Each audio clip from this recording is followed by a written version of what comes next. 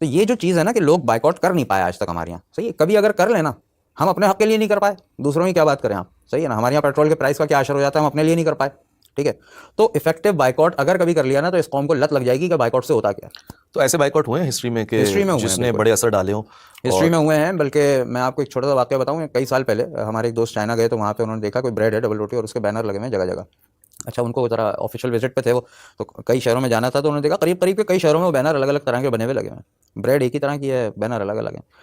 तो उन्होंने सोचा कि भाई बड़ी मार्केटिंग की है इस कंपनी ने। तो लोकल जो उनके वहाँ मेज़बान थे, उनसे उन्होंने पूछा कि भाई ये कंपनी क्या है, इतनी मार्केटिंग, इतने बैनर्स यार, गली गली में बैनर लगाए हुए और अलग अलग किस्म की, ये क्या चक्कर है।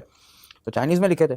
उन्होंने कहा कि भाई ये एक्चुअली मार्केटिंग नहीं हो रही, इस कंपनी ने अपनी ब्रेड की कीमत में बगैर किसी वजह के क्या किया था, कीमत में इजाफा कर दिया था। और कितना किया था, मैं तकरीबन 10-12 साल पहले की बात बता रहा हूँ।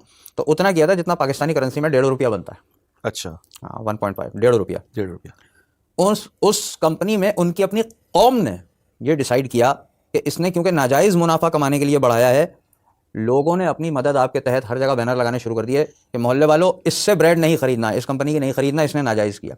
और वो कैंपेन बढ़ती गई, कई शहरों तक फैल गई, ठीक है।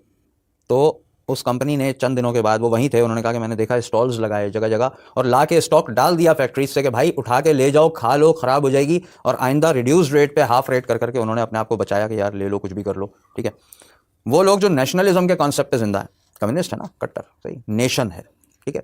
तो वो नेशन के कॉन्सेप्ट पे जिंदा रह के अपने लिए इतना इफेक्टिव बाइकआउट कर सकते हैं एक प्रोडक्ट का, तो कंपनी घुटनों के बल बैठ जाती है। हमारे यहाँ पाकिस्तान में भी अभी कोक का बाइकआउट कुछ इलाकों में हुआ है, वहाँ 20 रुपए की रेगुलर बॉटल बिक रही है।